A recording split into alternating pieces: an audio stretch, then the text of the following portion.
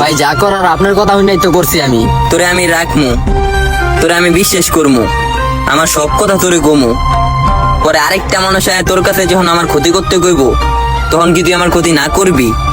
তখনও তুই আমার ক্ষতি করবি।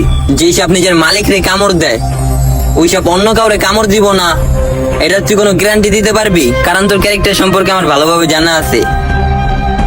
ওরে 500 টাকা দিয়া একটা বাতি উঠাই দিবি, কবি জানি ওর এই এলাকা না দেখি, ওর লগে যা। ওই ভাই আহেন, আহেন ভাই। ভাই আপনার লেগে কিন্তু এত কিছু করছি।